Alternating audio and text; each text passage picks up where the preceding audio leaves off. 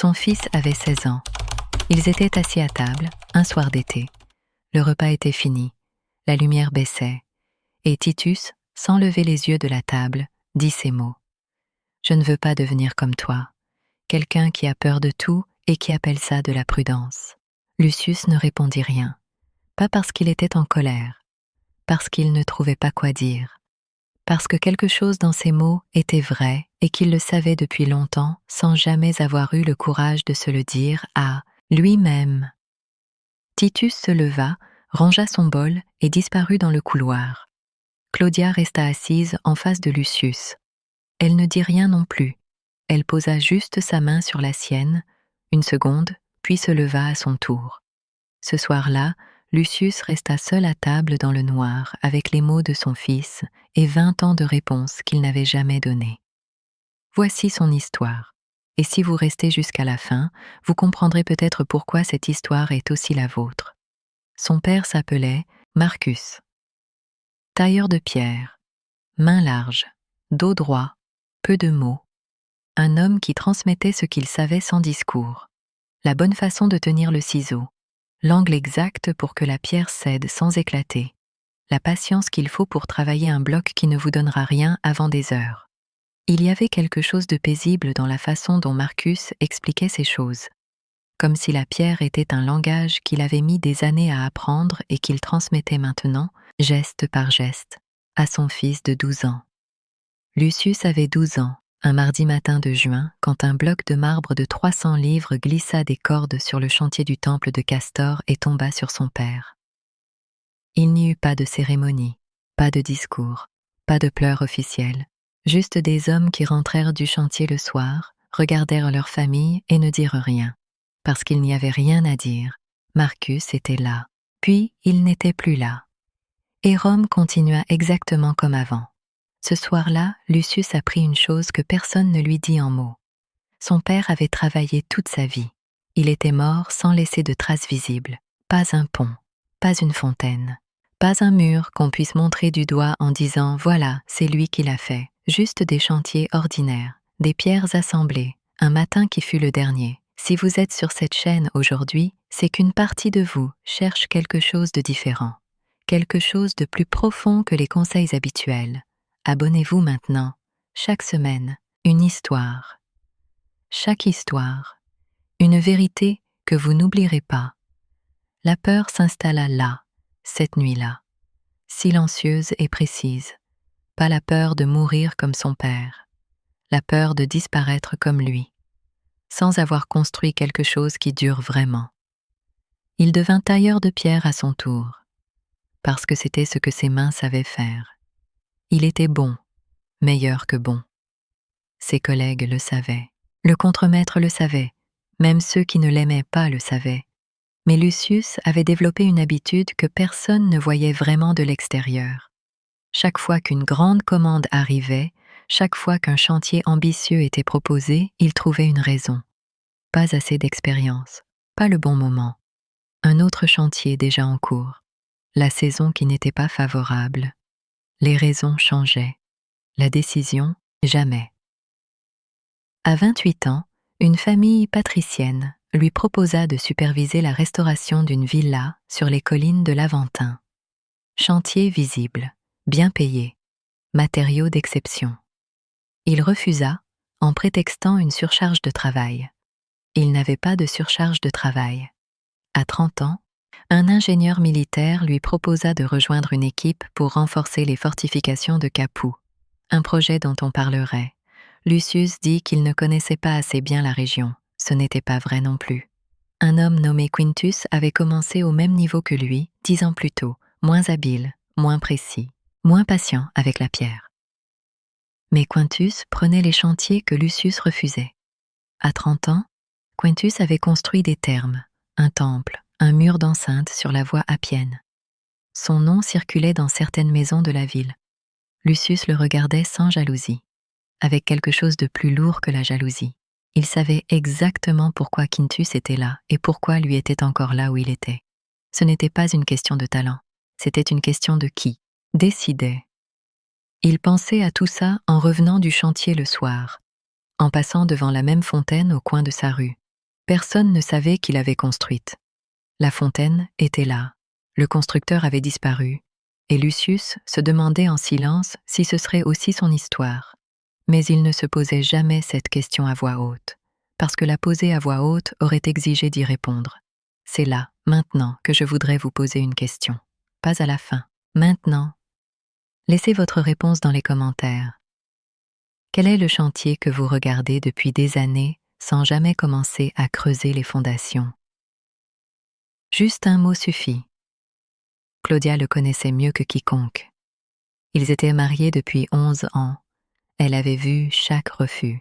Elle n'en avait parlé qu'une seule fois, 5 ans plus tôt, un soir tard, quand Titus dormait déjà. Elle lui avait dit, doucement, sans colère, « Tu es le meilleur tailleur de pierre que je connaisse, et tu construis des murs depuis 20 ans. Jamais un pont. » Lucius n'avait pas répondu ce soir-là non plus. Il s'était levé, était sorti prendre l'air, et quand il était rentré, Claudia dormait. Le lendemain matin, ils avaient en parlé d'autre chose, et la phrase n'avait plus jamais été prononcée, mais elle était restée là, dans le silence entre eux. Dans les matins où Claudia le regardait partir sans lui demander sur quel chantier il allait. Dans les soirs où il rentrait et qu'elle avait déjà fait en sorte que le repas soit prêt et la maison silencieuse. Elle avait arrêté d'attendre quelque chose de différent. Pas par résignation, par une forme d'amour très difficile à nommer. L'amour de quelqu'un qui comprend que l'autre porte quelque chose de lourd et qui décide de rester quand même. Et Sénèque avait écrit quelque chose que Lucius ne connaissait pas encore, mais qu'il était en train de vivre dans chaque fibre de son corps. Nous souffrons plus en imagination qu'en réalité. La peur du chantier qui s'effondre, la peur de finir comme son père, la peur d'être celui dont personne ne retiendra le « non ». Tout ça vivait dans sa tête depuis 24 ans, pas sur un seul chantier, nulle part. Publius Valerius n'était pas homme à demander 2 fois. Quand un sénateur de son rang envoyait une convocation, on venait. Lucius vint. La villa était froide ce soir d'octobre. Des lampes à huile, des mosaïques sous les pieds. L'odeur du cèdre et de quelque chose de plus ancien. Publius lui parla sans détour. Il voulait un pont. Sur le fleuve Anio, à 15 000 au nord-est de Rome.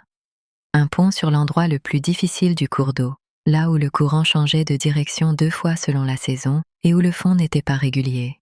2 équipes avaient essayé avant. La première avait commencé les fondations. Le fleuve les avait emportés lors de la crue de mars. 3 hommes étaient morts. La deuxième équipe avait tenu 6 mois. Puis quelque chose dans la maçonnerie avait cédé et le tablier central s'était effondré dans l'eau un matin avant l'aube. 2 autres hommes. Publius avait besoin de quelqu'un qui comprendrait ce que les 2 premières équipes n'avaient pas compris. On lui avait dit que Lucius avait l'œil pour ça. Qu'il était lent, peut-être. Prudent, certainement. Mais que quand il faisait quelque chose, ça tenait. Lucius rentra chez lui cette nuit-là. Il s'assit dans la cuisine dans le noir. Claudia dormait. Titus dormait. Et pour la première fois depuis longtemps, il ne chercha pas d'excuses, pas parce qu'il n'en avait pas, mais parce que les mots de Titus étaient encore là. Quelqu'un qui a peur de tout et qui appelle ça de la prudence. Il prit une tablette de cire et commença à dessiner le pont. Ce que la nuit lui dit cette nuit-là, c'est ce qu'Épictète résuma plus tard en une seule phrase. Ce ne sont pas les choses qui troublent les hommes, mais les opinions qu'ils ont des choses. Lucius n'avait pas peur du fleuve. Il n'avait jamais eu peur du fleuve. Il avait peur de l'opinion que les autres auraient de lui si le pont s'effondrait. Il avait peur de l'opinion que lui-même aurait de lui-même. Et cette peur-là, il était le seul à pouvoir en changer quelque chose. Il envoya chercher 2 hommes le lendemain matin.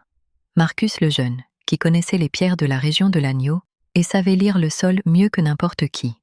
Et Démétrios, un Grec qui avait travaillé sur des ponts en Macédoine et qui comprenait ce que les eaux de montagne font aux fondations avec le temps. Ensemble, ils allèrent en voir le fleuve. 3 jours à observer l'eau sans rien construire, à planter des bâtons dans le fond pour mesurer la profondeur à différentes heures, à regarder la couleur de la boue selon le moment de la journée, à noter comment le courant changeait de direction au niveau du coude du fleuve et ce qu'il faisait aux pierres posées sur le fond depuis des années. Les 120 hommes de l'équipe attendaient à Rome, des familles, des bouches à nourrir. Lucius les fit attendre 3 jours de plus, parce qu'il avait vu ce que la précipitation avait coûté aux 2 équipes précédentes. Et parce que cette fois, il ne construisait pas pour avoir une excuse. Il construisait pour que ça tienne. Au 3e jour, il vit ce que personne n'avait pris le temps de voir. Le fond du fleuve à cet endroit n'était pas uniforme. Il y avait une ligne de roches solides, décalée d'environ 12 pieds vers la rive gauche. Les 2 équipes précédentes avaient fondé leur pile sur ce qui ressemblait à du solide depuis la surface. Ce n'était pas du solide, c'était de la roche feuilletée qui résistait bien au poids vertical, mais cédait sous la pression latérale du courant en période de crue. Si on décalait les fondations vers la rive gauche, si on allait chercher la vraie roche, le pont tiendrait. Le chantier commença en novembre. Le froid, la boue, l'eau qui montait parfois jusqu'aux genoux, les pierres descendues sur des cordes dans le lit du fleuve, les hommes qui travaillaient par roulement de 2 heures parce que le froid de l'eau était trop intense pour plus longtemps. Lucius était là chaque matin avant tout le monde, pas pour montrer quelque chose, parce que le mouvement rendait la peur supportable. Et un matin de février, Marcus le jeune glissa sur une planche mouillée et tomba dans l'eau glacée de l'agneau.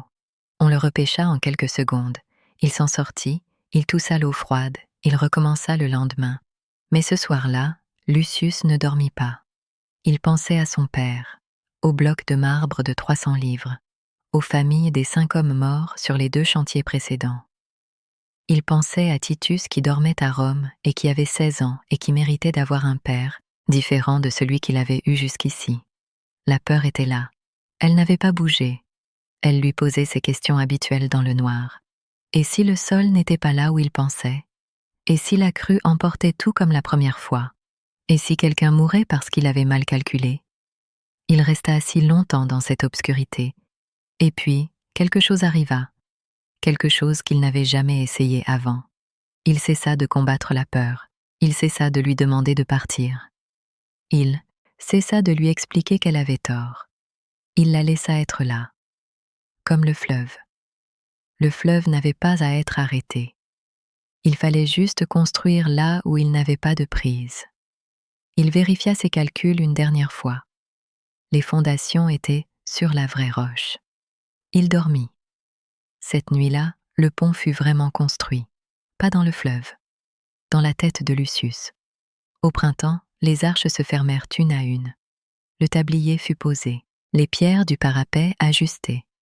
Et un matin d'avril, très tôt, avant que les autres arrivent, Lucius traversa le pont seul pour la première fois. Il s'arrêta au milieu. Le fleuve coulait en dessous. Le même fleuve, la même eau froide. Il n'avait pas changé. C'est Lucius qui avait changé. Il pensa à son père, Marcus, différemment qu'avant. Son père n'avait pas échoué. Son père avait simplement vécu dans des circonstances qui ne lui avaient jamais posé la question que ce pont avait posée à Lucius. Il rentra à Rome ce soir-là. Claudia était dans la cuisine. Elle le regarda entrer. Elle ne demanda pas si ça s'était bien passé. Elle vit sa façon de poser le manteau, sa façon de s'asseoir, sa façon d'être là, et elle comprit. Elle posa sa main sur la sienne, comme ce soir à table après les mots de Titus. Mais cette fois, c'était différent. Cette fois, il y avait quelque chose de nouveau dans la façon dont Lucius laissa sa main rester là. Titus avait 17 ans maintenant. Il apprit l'existence du pont par quelqu'un d'autre. Un ami dont le père avait travaillé sur le chantier. Il rentra un soir et ne dit rien tout de suite. Puis, avant de dormir, il passa devant la pièce de Lucius et dit juste, sans s'arrêter, « On m'a parlé du pont. » Lucius ne répondit pas non plus cette fois, mais pour une raison complètement différente. Marc Aurèle écrivit dans son journal, dans ce même siècle, dans cette même ville, « Tu as le pouvoir sur ton esprit, pas sur les événements extérieurs.